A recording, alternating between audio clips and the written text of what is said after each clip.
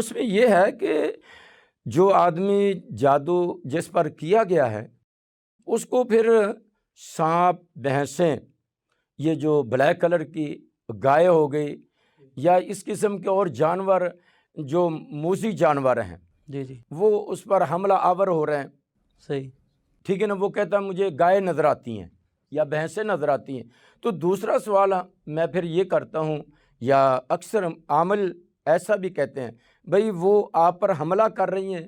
یا آپ جا رہے تھے تو آگے وہ انہوں نے ایک دیوار کی طرح سامنے آ کر آپ کا راستہ روک رہا ہے۔ صحیح، تو اگر وہ کہتے ہیں کہ جی دونوں چیزیں، کبھی وہ روک لیتی راستہ، کبھی وہ حملہ آور ہوتی چیزیں، یا سانپ ہے تو وہ کبھی چھوٹی اور کبھی بڑی اور کبھی بلیک، کبھی ڈبیوں والا، کسی نہ کسی شکل اختیار کر کے وہ مجھے خوف زدہ کرتا ہے، کوئی کہتا ہے کہ میرے جسم کے ساتھ چمٹ جاتا ہے، تو پھر اندازہ جب یہ اپنی باتوں کو آگاہ کرتے ہیں تو ہم اندازہ کر لیتے ہیں کہ واقعتاً اس پر جادو ہوا ہے۔ اور جادو زدہ جو شخص ہے اس کی نیند خراب بھی ہو جاتی ہے، جی ہاں، مطلب بے خوابی بے کا خوابی مرض کی علامت اور بے چینی اور سکون کی نیند نہیں،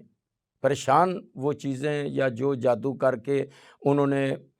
ان پر عمل کیا گیا نا، اس کی وجہ سے وہ متاثر ہوتا ہے، جیسے بخار ہو گیا، جی جی نزلہ زکام ہے یا کوئی اور مرض ہے، جی جی بڑی سے بڑی موذی مرض ہے یا چھوٹی مرض ہے، تو انسان ڈسٹرب ہو جاتا ہے، پریشان ہو جاتا ہے۔ ایسے ہی یہ روحانی بھی مرض جب لائق ہوتی ہے یا کسی پر جادو کیا جاتا ہے تو وہ پھر متاثر ہوتا ہے۔